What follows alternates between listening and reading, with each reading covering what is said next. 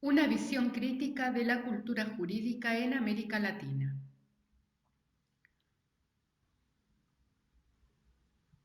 Texto de Antonio Carlos Wormer.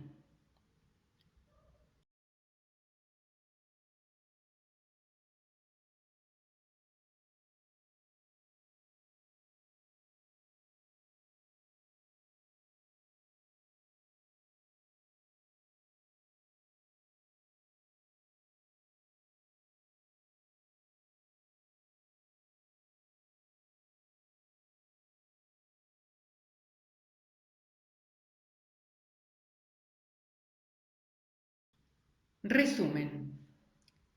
Breve reseña de la creación de la cultura latinoamericana jurídica a través del examen de tres diferentes escenarios históricos y las leyes que influyen en cada uno de ellos. En el análisis se hará referencia a la conquista española y el colonialismo, B, los años posteriores a la independencia y C, el tiempo contemporáneo y sin terminar escenarios.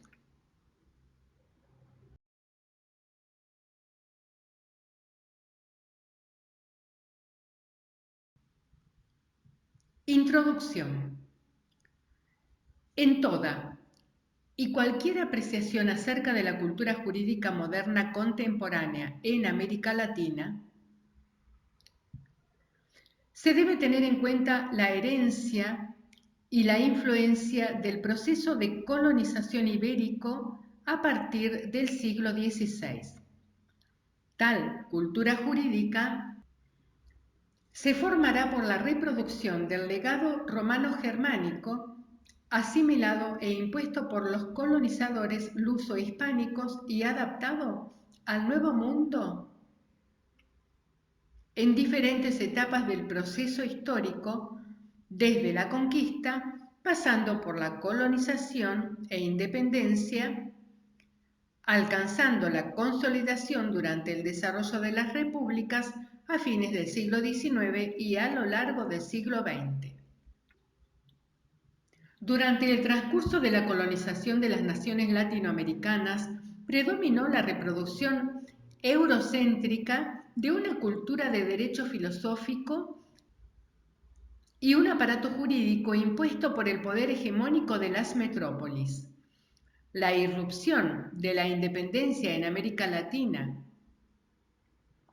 y el rompimiento con España y Portugal a principios del siglo XIX generó las condiciones para el surgimiento de una élite local que incorporó y difundió los principios de una tradición jurídica marcada por el idealismo abstracto del derecho natural y por el formalismo dogmático positivista. Naturalmente, la formación moderna de esa cultura jurídica latinoamericana está apoyada en un pasado económico colonial extractivista y para la posterior construcción de un sistema sociopolítico elitista, individualista y formalista.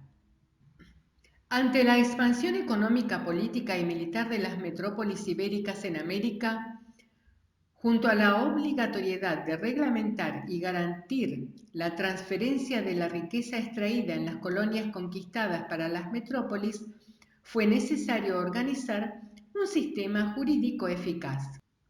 Así, se torna fundamental el desarrollo de una reglamentación jurídica capaz de legitimizar el proceso de explotación y colonización, una legislación organizada a partir del viejo derecho español, agregando dispositivos emergentes en razón de situaciones nuevas.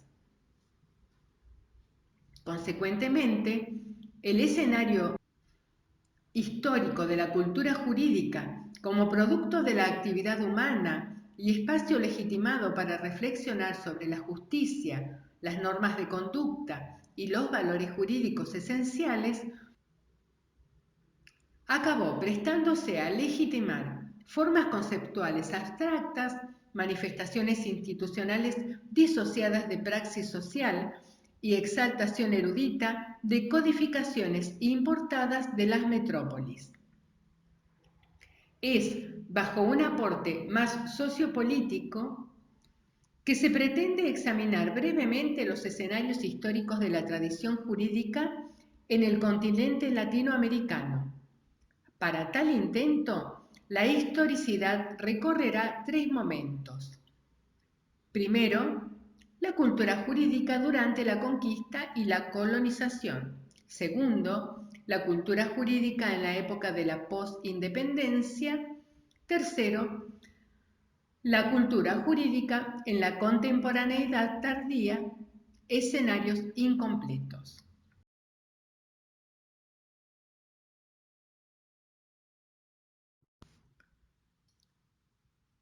La cultura jurídica durante la conquista y la colonización. Se recuperan primeramente algunos elementos normativos transmitidos y vigentes que marcan momentos de la cultura jurídica ibérica en el período de la colonización en América Latina. Tal cuadro temporal se caracterizó por un derecho eurocéntrico difuso, influenciado por los sistemas románicos, canónicos y germánicos, que se secularizó y unificó durante el reinado de los reyes católicos y que se manifestó bajo la forma de un pluralismo legislativo e insurgente que rigió las relaciones entre las metrópolis y las colonias españolas de América. En la época de la conquista hispánica, en razón de la inexistencia de un derecho específico, se buscó la legislación ya oficializada, representada por el Código de las Siete Partidas, 1256 a 1265, por el Ordenamiento de Alcalá de Henares, 1348, por los fueros municipales, fueros reales y finalmente por la Ley de Toro. De toda esa trayectoria jurídica y su impacto en las instituciones implantadas en América, se señala el predominio del Código de las Siete Partidas y de la Ley de Toro. Ya la conquista lusitana traía para sus colonias, particularmente Brasil, a la par de la legislación tradicional vigente, el peso y la autoridad de las ordenanzas reales alfonsinas, manuelitas y filipinas. En relación a las fuentes plurales y emergentes de un nuevo derecho planeado para los territorios recién descubiertos por España, cabe registrar que la cultura jurídica naciente no fue resultado de los administradores estatales o juristas profesionales en Europa, sino de la lucha y perseverancia de algunos teólogos juristas, Francisco de Vitoria, Francisco Suárez y Domingo de Solo, imbuidos del ideario humanista y que influenciaron la elaboración de una legislación especial, las leyes de Indias. Así, las normas especiales para el Nuevo Mundo, que constituyen el derecho indígena, tenían en cuenta la diversidad geográfica, la distinción de individuos y grupos sociales. Ese derecho indígena, en lo que se refiere a su trayectoria y aplicación, buscaba, según Jesús A. de la Torre Rangel, armonizar tres factores íntimamente conectados entre sí: los intereses económicos y políticos de la corona, la política de lucro y riqueza de los conquistadores, la evangelización y el buen trato de los indios.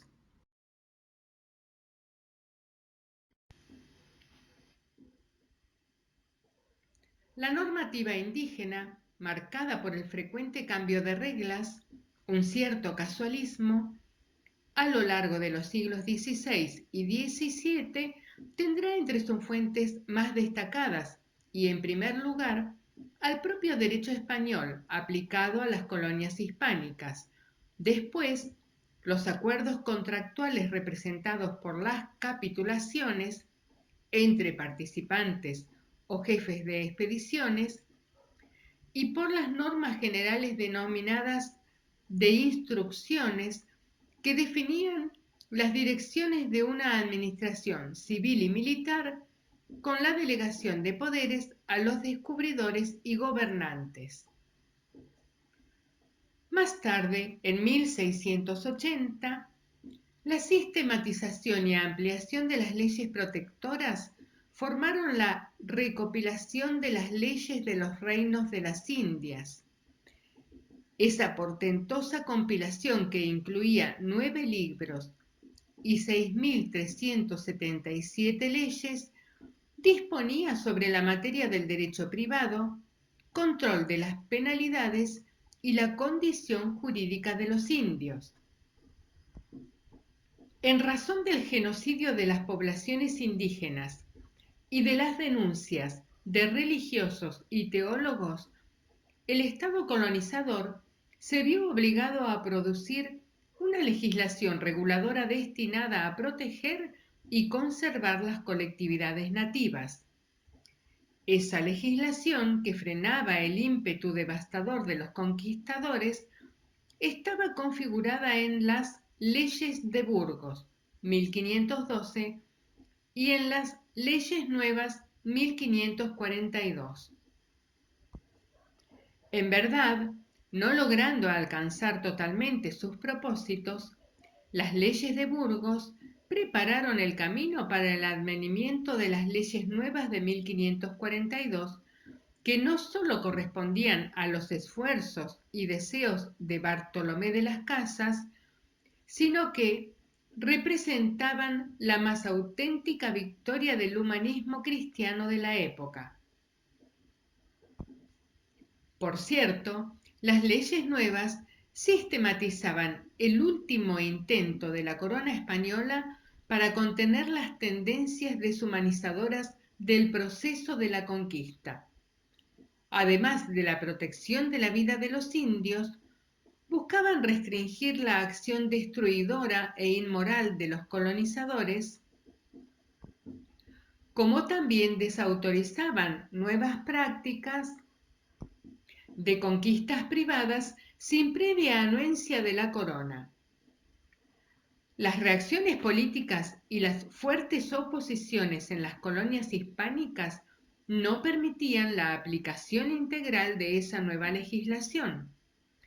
Aunque se reconozca su carácter innovador y ambicioso para el Nuevo Mundo, esas leyes nuevas no pudieron ser aplicadas con eficacia.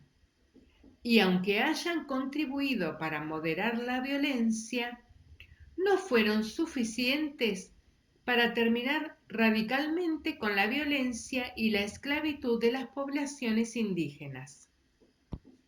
Aunque sea considerada de esa manera, no se puede minimizar la figura ardorosa e incisiva de Bartolomé de las Casas, opuesto a toda política de colonización española en el Nuevo Mundo.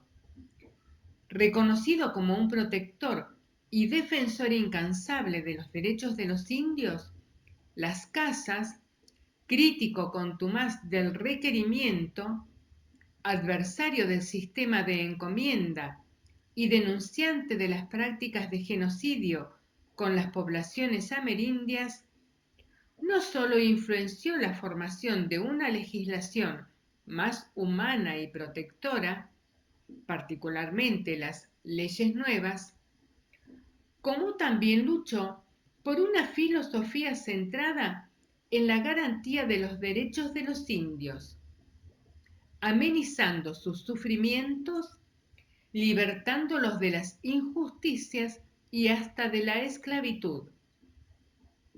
La fuerza del derecho filosófico de su mensaje y el valor de su obra expresan un proyecto de convivencia más amplio entre todos los pueblos,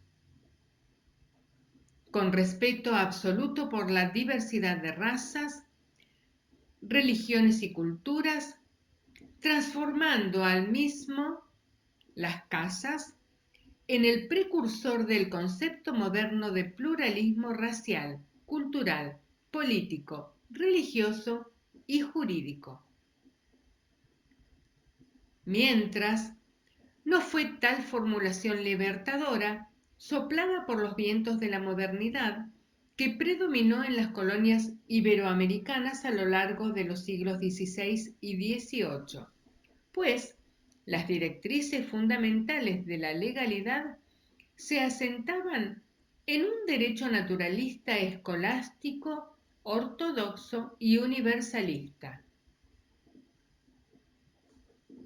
Bajo los reflejos culturales de un tiempo marcado por la expansión marítima y la conquista sanguinolenta, los estados ibéricos acabaron absorbiendo e implementando la filosofía de la contrarreforma, como también la defensa de la concepción del derecho natural teológico propagado por la catequesis católica y la enseñanza del humanismo idealista y abstracto. La cultura jurídica en época de la postindependencia. Naturalmente, la independencia de las colonias en América Latina no representó, a principios del siglo XIX, un cambio total y definitivo con España y Portugal, sino solamente una reestructuración, sin una ruptura significativa en el orden social, económico y político. Paulatinamente se incorporaron y se adaptaron principios del ideario económico capitalista, de la doctrina del liberalismo individualista y de la filosofía positivista. Para responder a las necesidades locales, se compatibilizaban las viejas estructuras agrarias y elitistas con el aparecimiento ecléctico y con las adhesiones a las nuevas corrientes europeas, comtismo, spencerianismo, liberalismo, etc. En verdad, las aseveraciones ideológicas del positivismo adquirieron extrema importancia para la construcción de los nuevos estados oligárquicos, pues tal filosofía no solo simbolizaba la ruptura con un pasado incómodo, como también expresaba un nuevo orden político y legal. Así, como afirma por ejemplo Rosa del Olmo, la emancipación política debería estar acompañada de la emancipación mental que la filosofía positivista pregonaba y que sería vista por las minorías ilustradas como la sabiduría de América Latina. Una de sus primeras tareas sería forjar un marco jurídico holístico adecuado en el cual sería inferida la nueva ciencia del control social. Además de ser una discusión social, política y cultural desencadenada en la primera mitad del siglo XIX por intelectuales latinoamericanos como Juan Bautista Alberdi y Domingo Faustino Sarmiento, en defensa ardosa y subordinada a los modelos de modernización copiados del extranjero, principalmente europeo, cabe reconocer que tal proceso de imitación y reproducción de las formas civilizadoras idealizadas sobre la tradición de barbarie nativa tendrá reflejos también en el ámbito de la cultura jurídica post-independencia. Es ilustrativo, así, en términos latinoamericanos, la lucha por la independencia política y mental desencadenada por una joven y romántica generación, particularmente la nueva generación argentina de 1837, que buscó fundar un espíritu de nacionalidad y modernidad capaz de asentar los fundamentos de la organización política. De toda esa generación rioplatense, de los llamados padres de la patria, es sin dudas en los fragmentos de la obra de Juan Bautista Alberdi que se pueden encontrar elementos pioneros no solo de una filosofía social acerca de América Latina, como sobre todo de una filosofía jurídica con especificidades propias y locales. Se cree que fue en un texto de 1840, Ideas para presidir la confección del curso de Filosofía Contemporánea en el Colegio de Humanidades que Alberdi, un liberal ilustrado y elitista, crítico tanto del caudillismo como de las masas campesinas, introdujo por primera vez la discusión acerca de la necesidad de existencia de una filosofía de los pueblos del sur de América, una filosofía nacida de las exigencias locales y nacionales, una filosofía construida a partir del hombre latinoamericano. Tal filosofía americana debe ser esencialmente política y social en su objeto, ardiente y profética en sus instintos, sintética y orgánica en su método, positiva y realista en sus procedimientos, republicana en su espíritu y destinos.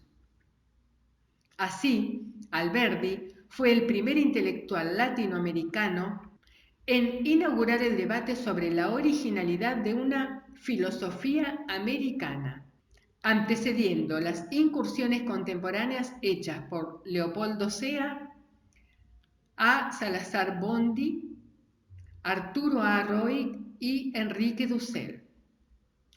No menos significativas fueron las preocupaciones de Alberdi en el ámbito de la cultura jurídica, distribuidas entre sus contribuciones en el ámbito del constitucionalismo y sus formulaciones del derecho filosófico acerca del derecho natural, del espíritu social de las leyes. De hecho, en su obra Bases y puntos de partida para la Constitución de la Confederación Argentina en 1852, Alberdi expone ideas centrales, mezcla de originalidad con eclecticismo, que servirán de fuente teórica principal para la redacción de la Constitución Argentina de 1853. Mientras, la elección del pensador nacido en Tucumán como uno de los principales intérpretes en la América Latina del siglo XIX no se debe a sus polémicas concepciones políticas inmigratorias del eurocentrismo, ni tampoco por sus arrebatos populistas o su influencia liberal racionalista en la constitucionalización post-independencia de su país, pero sobre todo por la defensa de un pensamiento filosófico originalmente americano y por la adhesión a una filosofía de derecho como exigencia fundamental en la materialidad formal del mundo de las leyes.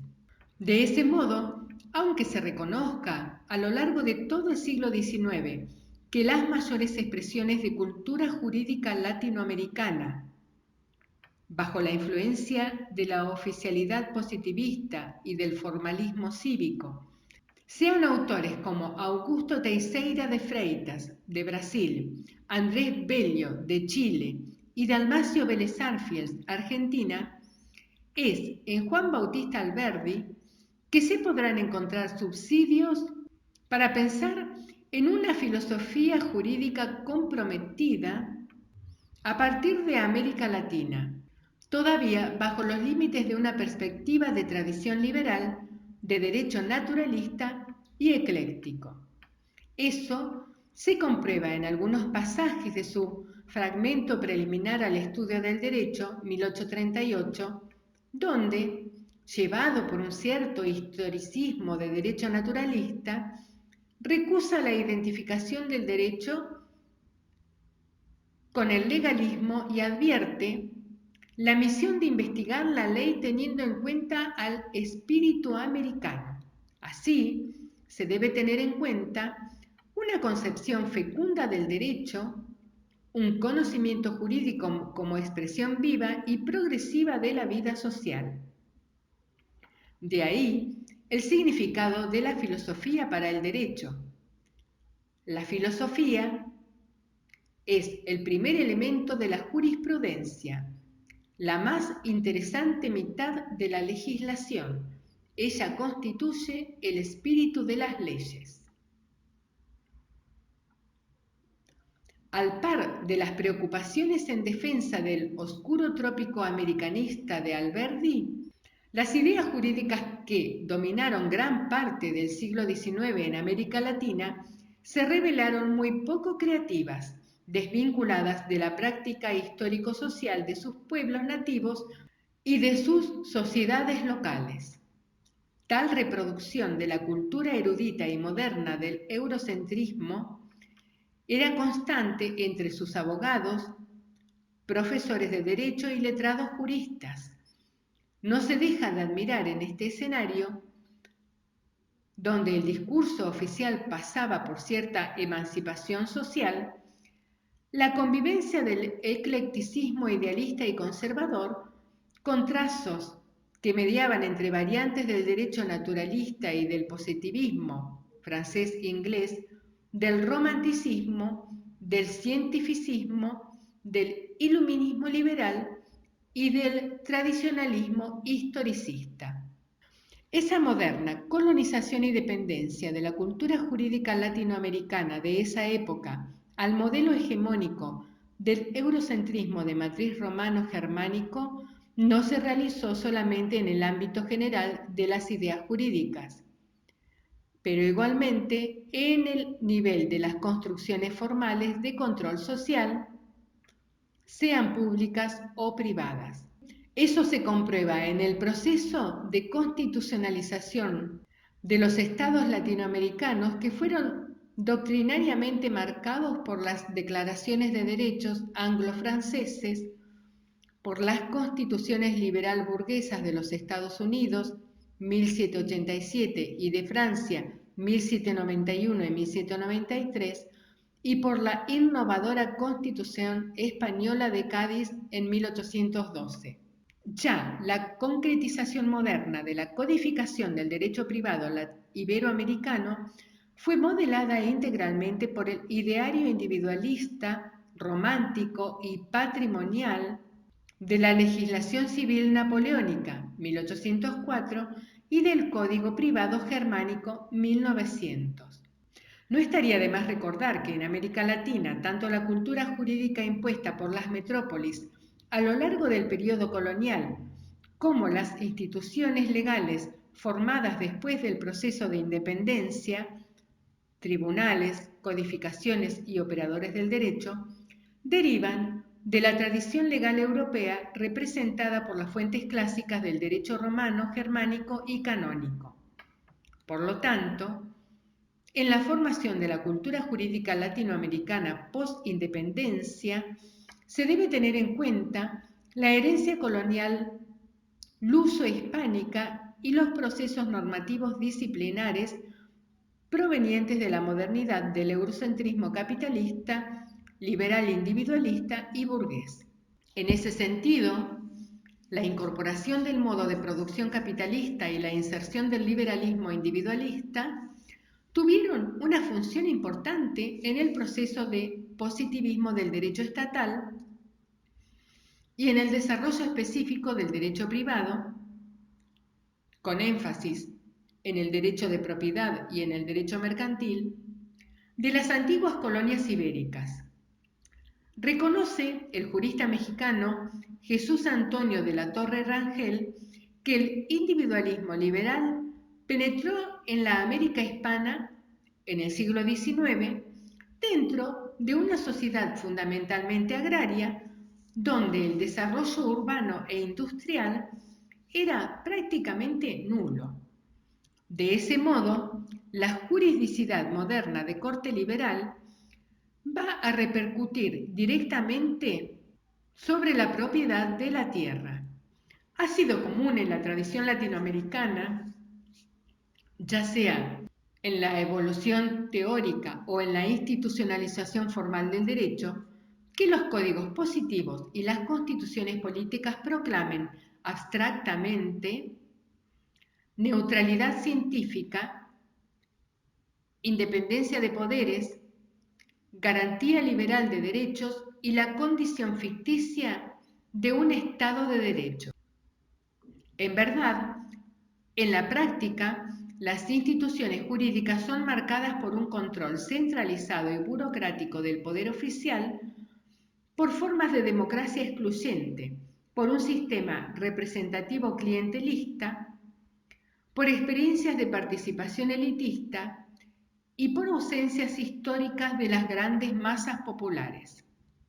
En suma, los documentos y los textos legales elaborados en América Latina, en gran parte, han sido la expresión de la voluntad e interés de sectores colonizados de las élites dominantes, formadas e influenciadas por los parámetros de la cultura moderna europea o anglo-norteamericana.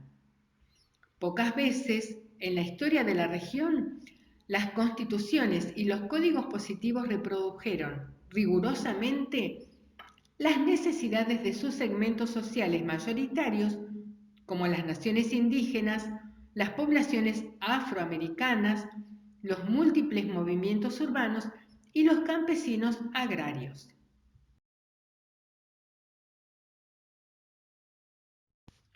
La cultura jurídica en la contemporaneidad tardía. Escenarios inacabados. Describir el escenario contemporáneo de la cultura jurídica en América Latina significa tener conciencia del montaje de una cultura política legal constituida a partir de la lógica de la colonización, explotación y exclusión de los múltiples segmentos sociales. Se trata de la historicidad marcada por la imposición de privilegios, por la ausencia de justicia, por la marginalidad y la negación de los derechos de sociabilidades, como los movimientos indígenas, negros, campesinos y populares. Teniendo en cuenta que durante gran parte del siglo XX, la cultura jurídica latinoamericana mantuvo y reprodujo una tradición teórico-metafísica dividida entre idealistas y formalistas, se debe priorizar el surgimiento innovador de algunas manifestaciones de la teoría jurídica direccionada, comprometida con la crítica y con la práctica social emancipadora. Así, las ideas jurídicas generadas en los grandes centros académicos, México, Buenos Aires, Sao Paulo, y divulgadas a través de medios escritos, artículos, revistas, libros, etc., continúan reproduciendo dinámica proveniente de la colonización y de la postindependencia, los modelos de conocimiento, racionalización e interpretación de la modernidad del eurocentrismo. A lo largo del siglo XX fueron acogidas y cultivadas importantes variaciones del derecho naturalista, neotomista, racionalista, historicista, etc., del positivismo, normativa kelseniana, proposiciones analíticas y formalismo lógico, y del eclecticismo, existencialismo, fenomenología, vitalismo eglógico y tridimensionalismo. Tales tradiciones teóricas son incorporadas y adaptadas a las necesidades de fundamentación de la justicia y del control social en las sociedades locales del continente, perpetuando nuevas formas de colonialismo en la producción del saber. La reproducción legitimada en los medios universitarios y en la enseñanza jurídica tradicionales han sido sustentados por reinterpretaciones provenientes de científicas y por argumentos de los doctrinadores que se volvieron conocidos fuera de sus países, entre ellos los naturalistas, como J. Llambías de Acevedo en Uruguay, Tomás Casares de Argentina, Maurice Bellot de México, Alceu de Lima, André Franco Montoro de Brasil. los formalistas, como por ejemplo Javier Esquivel Pérez de México, R. Tamoyo Salmorán y Eduardo García Maynés, también de México, Agustín Scuela de Chile, Luis Villar Borda en Colombia, Francisco Miró Quesada en Perú, Ambrosio Gioja y Genaro R. Carrió, como así también E. Garzón Valdés, Roberto J. Bernengo, Carlos Nino y Carlos E. Alchourrón de Argentina y Pontes de Miranda de Brasil. Los eclécticos, como J. Hübner Gallo de Chile, Carlos Cosio y Werner Goldsmith en Argentina, A. L. Machado Neto y Miguel Reale en Brasil.